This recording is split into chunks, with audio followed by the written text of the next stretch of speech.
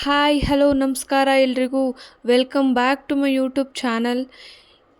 ಎಲ್ರಿಗೂ ಮಾರ್ನಿಂಗ್ ಆಯಿತು ಅಂದರೆ ಏನು ತಿಂಡಿ ಮಾಡೋದು, ಏನು ಅಡುಗೆ ಮಾಡೋದು ಅಂತ ಚಿಂತೆ. ನನ್ನ ಚಾನಲ್ ನೋಡ್ತಾ ಇದ್ದರೆ ನಿಮಗೆ ಏನು ತಿಂಡಿ ಏನು ಅಡುಗೆ ಅಂತ ಐಡಿಯಾಸ್ ಬರೋದಂತೂ ಗ್ಯಾರಂಟಿ.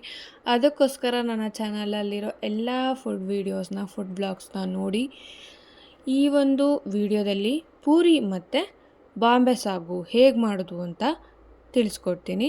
ಬೇಕಾಗಿರುವ ಇಂಗ್ರೀಡಿಯೆಂಟ್ಸು ಗೋಧಿ ಹಿಟ್ಟು, ಉಪ್ಪು ಮತ್ತು ನೀರು. ಮೊದಲು ನೀರನ್ನು ಹಾಕ್ಕೊಂಡು ಅದಕ್ಕೆ ರುಚಿಗೆ ತಕ್ಕಷ್ಟು ಉಪ್ಪನ್ನು ಹಾಕ್ಕೊಂಡು ಹಿಟ್ಟನ್ನು ಹಾಕ್ಕೊಂಡು ಗೋಧಿ ಹಿಟ್ಟು ಅಥವಾ ಮೈದಾ ಹಿಟ್ಟು ಎರಡರಲ್ಲಿ ಯಾವುದಾದ್ರೂ ಉಪಯೋಗಿಸ್ಬೋದು. ಬಟ್ ಗೋಧಿ ಹಿಟ್ಟು ಹೆಚ್ಚು ಆರೋಗ್ಯಕರ, ಮೈದಾ ಹಿಟ್ಟು ಹೆಚ್ಚು ಆರೋಗ್ಯಕರ ಅಲ್ಲ. ಅಂದರೆ ಯಾವಾಗಲೂ ಸೇವಿಸಬಾರ್ದು, ಅಪರೂಪಕ್ಕೊಮ್ಮೆ ಸೇವಿಸಿದ್ರೆ ಏನೂ ತೊಂದರೆ ಆಗೋದಿಲ್ಲ. ಗೋಧಿ ಹಿಟ್ಟನ್ನು ಚಪಾತಿ ಹಿಟ್ಟಿನ ಹದದಲ್ಲಿ ಮಿಕ್ಸ್ ಮಾಡ್ಕೋಬೇಕು. 15 ನಿಮಿಷ ನೆನೆಯೋದಕ್ಕೆ ಬಿಡಬೇಕು. ನಂತರ ಬಾಂಬೆ ಸಾಗು ಬಗ್ಗೆ ಬೇಕಾಗಿರುವ ಇಂಗ್ರೀಡಿಯೆಂಟ್ಸು ಸಾಸಿವೆ, ಕರಿಬೇವು, ಉದ್ದಿನಬೇಳೆ, ಕಡಲೆಬೇಳೆ, ಈರುಳ್ಳಿ, ಟೊಮೊಟೊ, ಹಸಿಮೆಣಸಿನ್ಕಾಯಿ, ಕಡಲೆ ಹಿಟ್ಟು.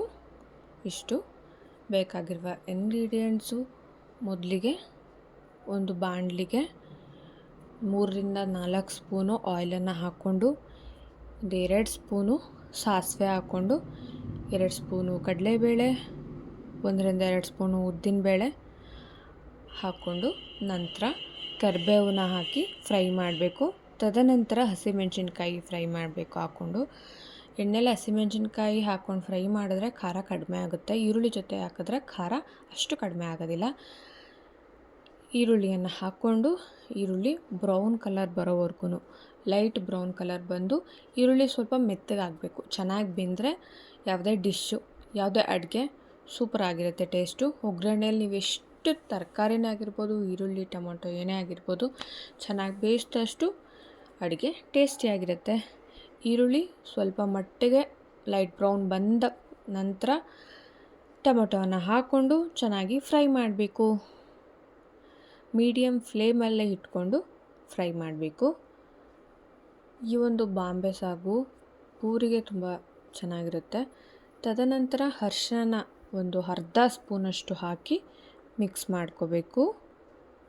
ನೀವೊಮ್ಮೆ ಮನೆಯಲ್ಲಿ ಟ್ರೈ ಮಾಡಿದ್ರೆ ನಿಮಗೆ ಗೊತ್ತಾಗುತ್ತೆ ಎಷ್ಟು ಚೆನ್ನಾಗಿರುತ್ತೆ ಅಂತ. ಯಾರಿನ್ನೂ ಟ್ರೈ ಮಾಡಿಲ್ಲ. ಸ್ವಲ್ಪ ಪ್ರಮಾಣದಲ್ಲಿ ನೀರನ್ನು ಹಾಕ್ಕೊಂಡು ಒಂದು ಕುದಿ ಬಂದ ನಂತರ ಕಡಲೆ ಹಿಟ್ಟು ಮಿಕ್ಸ್ ಮಾಡ್ಕೊಂಡಿರೋದನ್ನು ನೀರನ್ನು ಹಾಕಿ ಮಿಕ್ಸ್ ಮಾಡ್ಕೊಂಡಿರೋದನ್ನ ಹಾಕ್ಕೊಂಡು ಮಿಕ್ಸ್ ಮಾಡ್ಕೋಬೇಕು. ಚೆನ್ನಾಗಿ ಮಿಕ್ಸ್ ಮಾಡಿದ ನಂತರ ಚೆನ್ನಾಗಿ ಕುದಿಬೇಕು.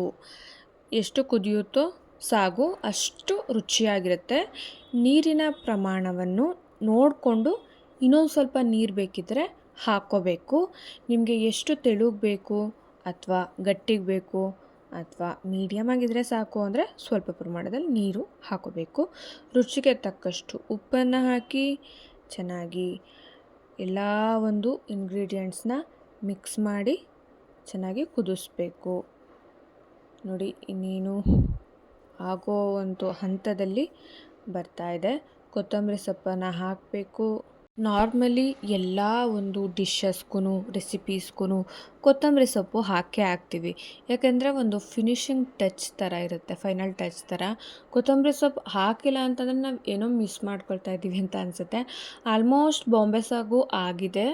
ಇವಾಗ ಪೂರಿಗೆ ಏನು ಮಿಕ್ಸ್ ಮಾಡ್ಕೊಂಡಿದ್ವಿ, ಚಪಾತಿ ಹಿಟ್ಟನ್ನು ಪೂರಿ ಹಿಟ್ಟಿನ ಹದದಲ್ಲಿ ಮಿಕ್ಸ್ ಮಾಡ್ಕೊಂಡಿದ್ವಿ, ಅದನ್ನು ಲಟ್ಟಿಸ್ಕೊಂಡು ಎಣ್ಣೆ ಬಾಣಲಿಗೆ ಕಾದ ನಂತರ ಮೀಡಿಯಮ್ ಫ್ಲೇಮಲ್ಲಿ ಇಟ್ಕೊಂಡು ಪೂರಿಯನ್ನು ಬೇಯಿಸ್ಕೊಳ್ಳೋ ಒಂದು ಹಂತಕ್ಕೆ ಬಂದ್ವಿ.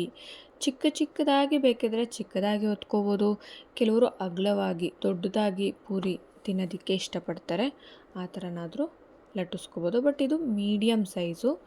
ಒಂದು ಬಾಣಲಿಗೆ ಆಯಿಲನ್ನು ಹಾಕ್ಕೊಂಡು ಆಯಿಲ್ ಕುದ್ದ ನಂತರವೇ ನೀವು ಯಾವುದೇ ಇಂಗ್ರೀಡಿಯೆಂಟ್ಸ್ನ ಬೇಯಿಸಲು ಸಾಧ್ಯ.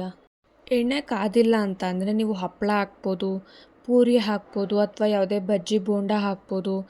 ಅದು ಅಷ್ಟು ಚೆನ್ನಾಗಿ ಬೇಯಲ್ಲ, ಅರ್ಧಂಬರ್ಧ ಬೆಂದ್ಬಿಡುತ್ತೆ, ಆವಾಗ ಖರಾಬ್ ಆಗಿಬಿಡುತ್ತೆ ಡಿಶ್ಶು. ಸೊ ಅದಕ್ಕೋಸ್ಕರ ಎಣ್ಣೆ ಸ್ವಲ್ಪ ಚೆನ್ನಾಗಿ ಕಾಯಬೇಕು. ಕಾದ ನಂತರವೇ ಪೂರಿಯನ್ನು ಬೇಯಿಸಬೇಕು. ಲೈಟ್ ಬ್ರೌನ್ ಬರೋವರೆಗೂ ಬೇಯಿಸಬೇಕು. ತುಂಬ ಉರಿ ಕೊಟ್ಕೋಬೇಡಿ, ಮೀಡಿಯಮ್ ಫ್ಲೇಮಲ್ಲಿ ಬೇಯಿಸಿ. ತುಂಬ ಕಡಿಮೆ ಉರಿ ಕೊಟ್ರೂ ಅಥವಾ ಸಿಮ್ಮಲ್ಲಿ ಇಟ್ಕೊಂಡು ಬೇಯಿಸಿದ್ರೂ ಚೆನ್ನಾಗಾಗಲ್ಲ.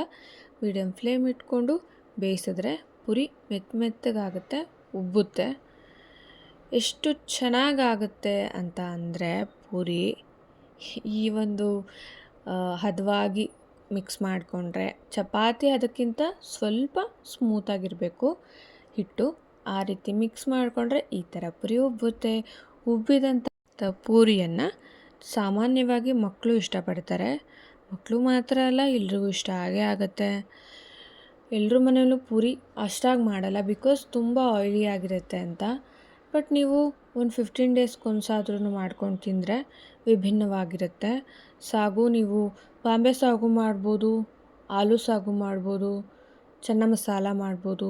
ಸೊ ಆಪ್ಷನ್ಸ್ ಇದೆ. ಪೂರಿಗೆ ಬೆಸ್ಟ್ ಕಾಂಬಿನೇಷನ್ಸು.